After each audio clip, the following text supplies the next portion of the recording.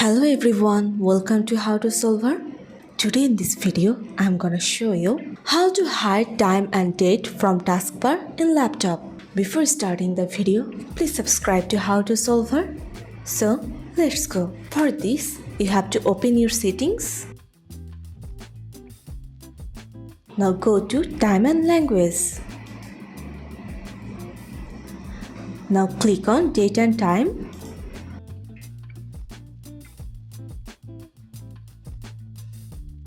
Here you can see show time and date in the system tray.